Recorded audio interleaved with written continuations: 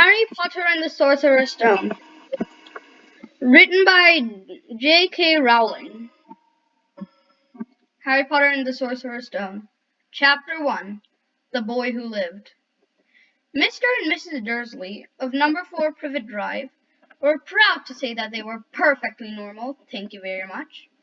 They were the last people you'd expect to be involved in something strange or mysterious, because they just didn't hold with such nonsense. Mr. Dursley was the director of a firm called Grunnings, which made drills. He was a big, beefy man with hardly any neck, although he did have a very large mustache. Miss Dursley was thin and blonde and had nearly twice the usual amount of neck, which came in very useful as she spent so much of her time craning over garden fences, spying on the neighbors. The Dursleys had a small son, Dudley, and in their opinion, there was no finer boy anywhere. The Dursleys had everything they wanted, but they also had a secret, and their greatest fear was that somebody would discover it. They think they would bear it if anyone found about the Potters. Miss Potter was Miss Dursley's sister, but they hadn't met for several years. In fact, Miss Dursley pretended she didn't have a sister, because her sister and her good-for-nothing husband were as un-Dursley-ish as it could possible to be. The Dursleys shuddered to think what the neighbors would say if the Potters arrived on the street. The Dursleys knew that the Potters had a small son too, but they had never seen him. This boy was another good reason for keeping the Potters away. They didn't want Dudley mixing with a child like that. When Miss and Mr. Dursley woke up on the dull grey Tuesday, our story starts. There was nothing about the cloudy sky to suggest that strange and mysterious things would soon be happening all over the country. Mr. Dursley hummed as he picked out his most boring tie for work, and Mrs. Dursley gossiped away happily as she wrestled a screaming Dudley into his high chair. None of them noticed a large, tawny owl flutter past the window. At 8:30, Mr. Dursley picked up his briefcase, pecked Mrs. Dursley on the cheek, and tried to kiss Dudley goodbye, but missed, because Dudley was now having a tantrum and throwing his cereal at the walls. "Little tyke," chortled Mr. Dursley as he left the house. He got into his car and backed out of number 4's drive. It was on the corner of a street that he noticed the first sign of something peculiar, a cat reading a map. For a second, Mr. Dursley didn't realize what he had seen. Then he jerked his head around to look again. There was a Tabby Cat standing on the corner of Privet Drive, but there wasn't a map in sight. What could he have been thinking of? It must have been a trick of the light. Mr. Dursley blinked and stared at the cat. It stared back. As Mr. Dursley drove around the corner and up the road, he watched the cat in the mirror. It was not reading the sign that said Privet Drive. No, looking at the sign. Cats couldn't read maps or signs. Mr. Dursley gave himself a little shake and put the cat out of his mind. As he drove toward town, he thought of nothing except a large order of drills he was hoping to get that day. But on the edge of town, drills were driven out of his mind by something else. As he sat in the usual morning traffic jam, he couldn't help noticing that there seemed to be a lot of strangely dressed people about. People in cloaks. Mr. Dursley couldn't bear people who dressed in funny clothes. The get-ups you saw in young people. He supposed this was some stupid new fashion. He drummed his fingers on the steering wheel and his eyes fell on a huddle of these weirdos standing quite close by. They were whispering excitedly together. Mr. Dursley was enraged to see that a couple of them weren't young at all. Why? That man had to be older than he was, and was wearing an emerald green cloak. The nerve of him. But then it struck Mr. Dursley that this was probably some silly stunt. These people were obviously collecting for something. Yes, that would be it. The traffic moved on, and a few minutes later, Mr. Dursley arrived in the Grunnings parking lot, his mind back on drills. Mrs. Dursley always sat with his back to the window in his office on the 9th floor. If he hadn't, he might have found it harder to concentrate on drills that morning. He didn't see the owls swooping past in broad daylight, though people down the street did, and they pointed and gazed open mouth as owl and owl sped overhead. Most of them had never even seen an owl even at night time. Mr. Dursley, however, had a perfectly normal owl-free morning. He yelled at 5 different people. He made several important telephone calls and shouted a bit more. He was in a very good mood until lunchtime, when he thought he would stretch his legs and walk up the road to buy himself a bun from the bakery. He'd forgotten all about the people in cloaks until he passed a group of them next to the baker's. He eyed them angrily as he passed. He didn't know why, but they made him uneasy. This bunch was whispering excitedly too, and he couldn't see a single collecting tin. He was on his way back past them, clutching a large donut in a bag, that he heard a few words about what they were saying. The Potters, that's right. That's what I heard said. Yes, the son Harry. Mrs. Dursley stopped dead. Fear flooded him. He looked at the back of the Whisperers as he wanted to say something to them, but thought better of it. He dashed across the road, hurried up to his office, snapped at his secretary not to disturb him, seized his telephone, and had almost finished dialing his home number when he changed his mind. He put the receiver back down and stroked his mustache, thinking, no, he wasn't being stupid. Potter wasn't such an unusual name. He was sure there were lots of people called Potter who had a son named Harry. Come to think of it, he wasn't even sure his nephew was called Harry. He had never even seen the boy. It might have been Harvey or Harold. There was no point in worrying Mrs. Dursley. She always got so upset at any mention of her sister. If he had a sister like that, but all the same those people in cloaks. He found it a lot harder to concentrate on drills that afternoon, and when he left the building at 5 o'clock, he was still so worried that he walked straight into someone just outside the door. Sorry, he grunted, as a tiny old man stumbled and almost fell. It was a few seconds before Mr. Dursley realized that the man was wearing a violet cloak. He didn't seem at all upset about being almost knocked to the ground. On the contrary, his face split into a wide smile and said in a squeaky voice that made a passer-by stare, "Don't be sorry, my dear sir, but nothing could upset me today. Rejoice, for you know who is gone at last. Even muggles like you should be celebrating this happy, happy day." And the old man hugged Mr. Dursley around the middle and walked off. Mr. Dursley stood rooted to the spot. He had been hugged by a complete stranger. He also thought he had been called a muggle, whatever that was. He was rattled. He hurried to his car and set off for home, hoping he was imagining things, which he had never hoped before, because he didn't approve of imagination. As he pulled into the driveway of number 4, the first thing he saw, and it didn't improve his mood, was the Tabby Cat he had spotted in the morning. It was now sitting on his garden wall. He was sure it was the same one. It had the same markings around its eyes. "Shoo!" said Mr. Dursley loudly. The cat didn't move. It just gave him a stern look. Was this normal cat behavior? Mr. Dursley wondered. Trying to pull himself together, he let himself into the house. He was still determined not to mention anything to his wife. Mrs. Dursley had a nice normal day. He told him over dinner about Mrs. Next Door's problems with her daughter and how Dudley had learned a new word. Won't! Mr. Dursley tried to act normally. When Dudley had been put to bed, he went to the living room in time to catch the last report on the evening news. And finally, bird watchers everywhere have reported the nation's owls have been behaving very unusually today. Although owls hunt at night and are hardly ever seen in daylight, there have been hundreds of sightings of these birds, flying in every direction since sunrise. Experts are unable to explain why these owls have suddenly changed their sleeping pattern. The newscaster allowed himself a grin. Most mysterious. And now, Or to Jim McGuffin with the weather. Going to be any more showers of owls tonight, Jim? Well, Ted, said the weatherman, I don't know about that, but it's not only the owls that have been acting oddly today.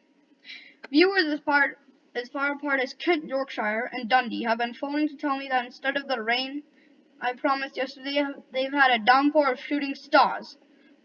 Perhaps people have been celebrating bonfire night early. It's not until next week, folks, but I can promise a wet night tonight. Mr. Dursley sat frozen in his armchair. Shooting stars all over Britain? Owls flying by daylight? Mysterious people in cloaks all over the place? And a whisper about the Potters. Mrs. Dursley came to the living room carrying 2 cups of tea. It was no good.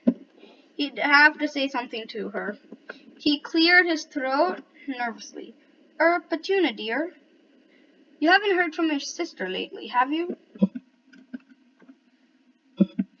As he had expected, Mrs. Dursley looked shocked and angry. After all, they normally pretended she didn't have a sister. No, she said sharply. Why? Funny stuff on the news, Mr. Dursley mumbled. Owls, shooting stars. There were a lot of funny-looking people in town today. So? Snapped Mrs. Dursley. Well, I thought maybe it had something to do with, her crowd. Mrs. Dursley sipped her tea through pursed lips. Mr. Dursley wondered whether he dared tell her he'd heard the name Potter. He decided he didn't dare. Instead, he said as casually as he could, their son, he'd be about Dudley's age now, would he? I suppose so, said Mrs. Dursley stiffly. What's his name again? Howard, isn't it? Harry. Nasty common name if you ask me. Oh, yes, said Miss Dursley, his heart sinking horribly. Yes, I quite agree. He didn't say another word on the subject as they went upstairs to bed. While Mrs. Dursley was in the bathroom, Mr. Dursley crept up the bedroom window and peered down the front garden. The cat was still here. It was staring down Privet Drive as though it were waiting for something. Was he imagining things? Could all this have anything to do with the Potters? If it did, if it got out that they were related to a pair of... Well, he didn't think he could bear it.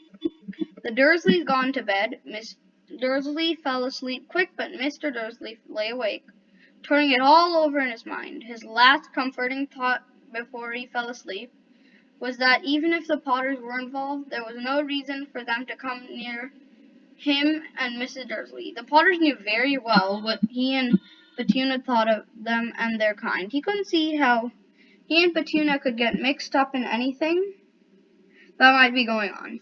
He yawned and turned over. It couldn't affect them. How very wrong he was. Mr. Dursley might have been drifting into an uneasy sleep, but the cat on the wall outside was showing no sign of sleepiness. It was sitting still as a statue, its eyes fixed unblinkingly on this far corner of Privet Drive. It didn't so much as quiver when a car door slammed in the next street, nor when 2 owls swooped overhead. In fact, it was nearly midnight before the cat moved at all. A man appeared on the corner the cat had been watching, appeared so suddenly and silently that you would have thought he'd popped out of the ground. The cat's tail twitched and its eyes narrowed. Nothing like this old man had ever been seen in Privet Drive. He was tall, thin, and very old, and judging by the silver of his hair and beard, which were both long enough to tuck into his belt, he was wearing long robes, a purple cloak that swept the ground, and high-heeled, buckled boots. His blue eye was light, bright, and sparkling behind half-moon spectacles, and his nose was very long and crooked, as though it had been broken at least twice. This man's name was Albus Dumbledore. Albus Dumbledore didn't seem to realize that he had just arrived on a street where everything from his name to his boots was unwelcome. He was busy rummaging his cloak, looking for something. But he did seem to realize he was being watched, because he looked up suddenly at the cat, who was staring at him from the other end of the street. For some reason, the sight of the cat seemed to amuse him. He chuckled and muttered, I should have known. He found what he was looking for inside his pocket. It seemed to be a silver cigarette lighter. He flicked it open, held up in the air, and clicked it. The nearest street lamp went out with a little pop. He clicked it again. The next lamp flickered into darkness. 12 times he clicked the put outer until the only lights left on the whole street were 2 tiny pinpricks in the distance, which were the eyes of the cat watching him. If anyone looked out of their window now, even beady-eyed Mrs. Dursley, they wouldn't be able to see anything that was happening down the pavement. Dumbledore slipped the put-outer back inside his cloak and set off down the street to number 4, where he sat down on the wall next to the cat. He didn't look at it, but for a moment he spoke to it.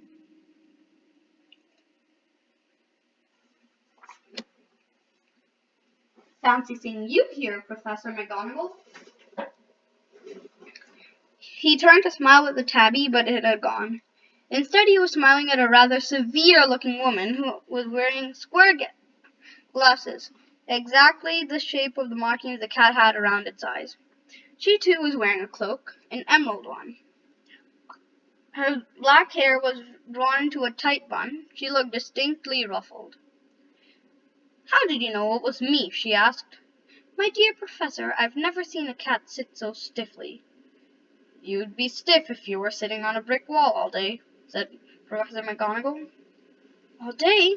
When you could have been celebrating? I must have passed a dozen feasts and parties on my way here." Professor McGonagall sniffed angrily. "Oh yes, everyone is celebrating, all right. You'd think they'd be a bit more careful. But no, even the Muggles have noticed something's going on.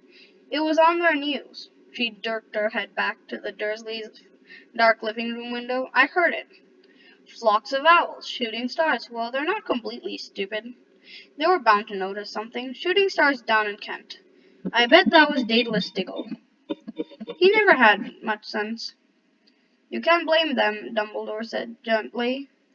"We've had precious little to celebrate for 11 years. "I know that," said Professor McGonagall irritably. "But that's no reason to lose our heads. People are being downright careless, out on the streets in broad daylight, not even dressed in Muggle clothes, and swapping rumors." She threw a sharp sideways glance at Dumbledore here, as though hoping he was going to tell her something, but he didn't. So she went on. "A fine thing it would be, on the very day you-know-who seems to have disappeared at last, the Muggles found about all. I suppose he really has gone, Dumbledore." "It certainly seems so. We have much to be thankful. Would you care for a lemon drop?" "A what?" "A lemon drop. They're a kind of Muggle sweet I'm rather fond of." "No, thank you," said Professor McGonagall coldly, as though she didn't think this was the moment for lemon drops. "I say, even if you-know-who has gone, my dear Professor, surely a sensible person like you can call him by his name. All this you-know-who nonsense. For 11 years I've been trying to persuade people to call by his proper name, Voldemort." Professor McGonagall flinched, but Dumbledore, who was unsticking 2 lemon drops, seemed not to notice. "It gets all so confusing if we keep saying you-know-who. I've never seen any reason to be frightened of saying Voldemort's name." "I know you haven't," said Professor McGonagall, sounding half exasperated, half admiring. "But you're different. Everyone knows you're the only one you-know-who, all right, Voldemort was ever frightened of."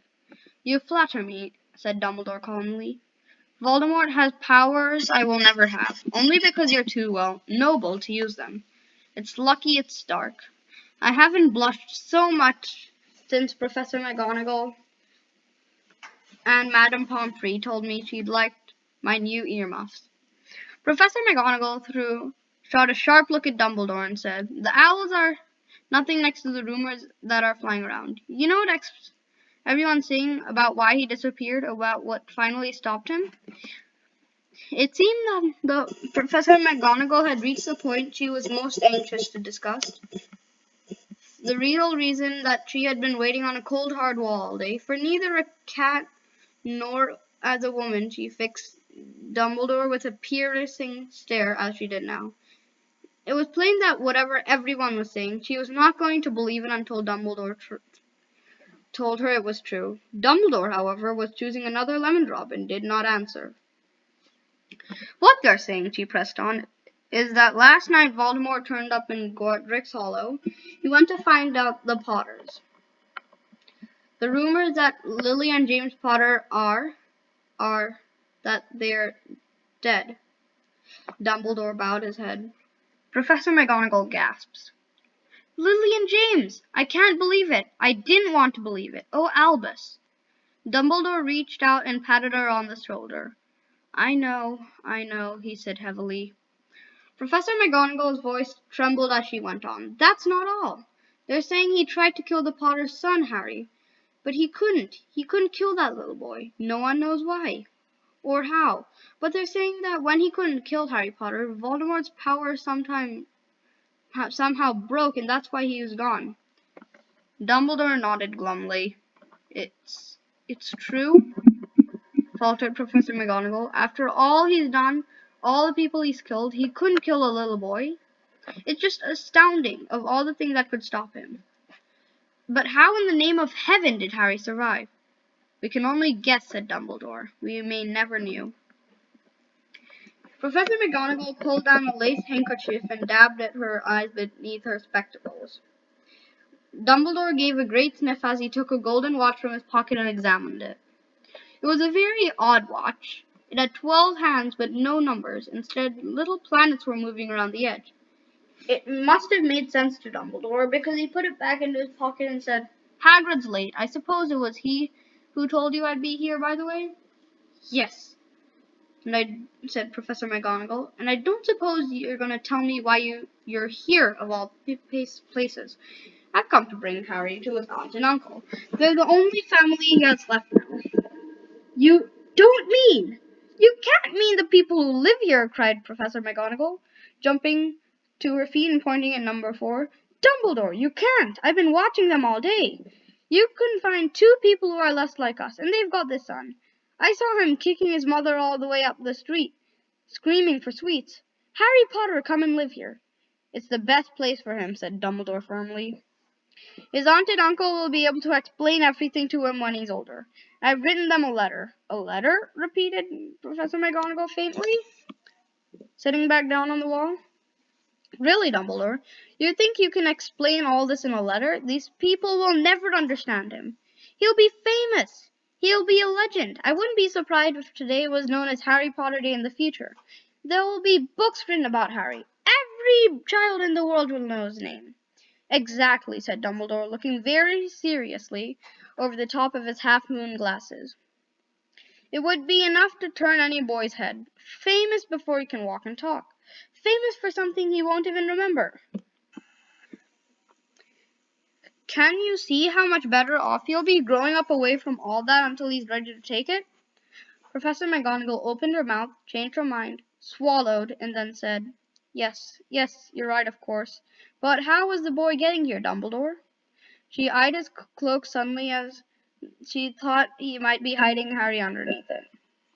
Hagrid's bringing him. Do you think it is wise to trust Hagrid with something as important as this? I would trust Hagrid with my life, said Dumbledore. I'm not saying his heart is in the right place, said Professor McGonagall grudgingly, but you can't pretend he is not careless. He does tend to... What is that? A low rumbling sound had broken the silence around them. It grew steadily louder as they looked up down the street for a sign of a headlight. It swelled to a roar as they both looked up at the sky, and a huge motorcycle fell out of the air and landed on the road in front of them.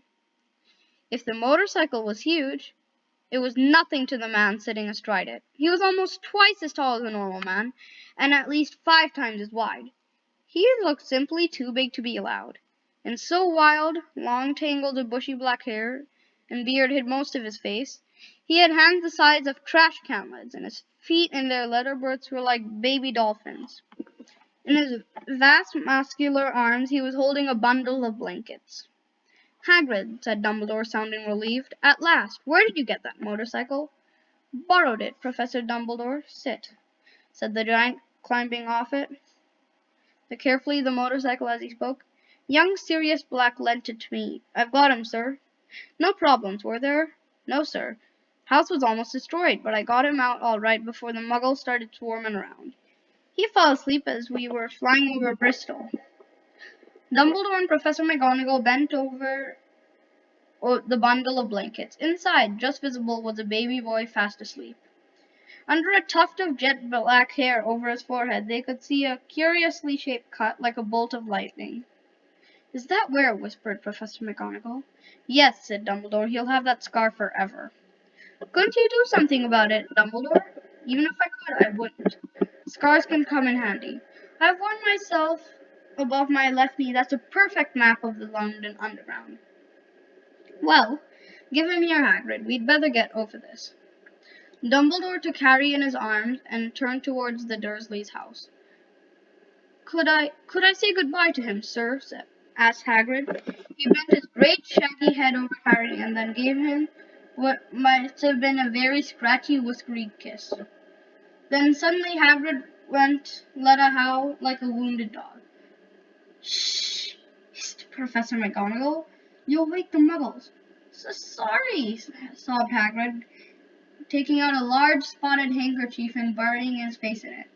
"But Cece can't stand it. Lily and James dead, and poor Harry off to live with muggles." Yes, it's all very sad, but get a grip on yourself, Hagrid, or we'll be found," Professor McGonagall whispered, patting Hagrid gingerly on the arm as Dumbledore stepped over the low garden wall and walked to the front door.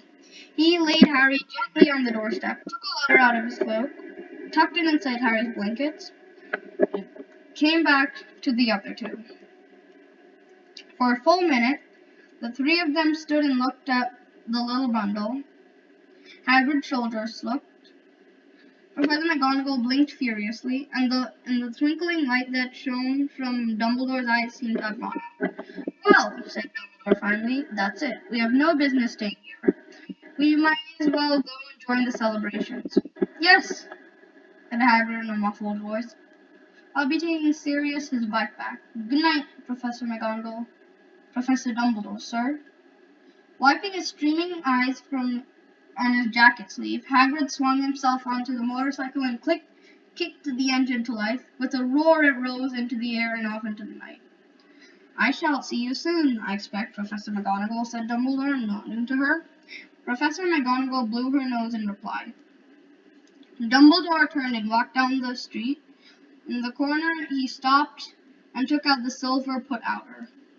He clicked it once, and 12 balls of light sped back to their street lamps. That Privet Drive glowed suddenly in orange, and he could make out a tabby cat slinking around the corner at the other end of the street.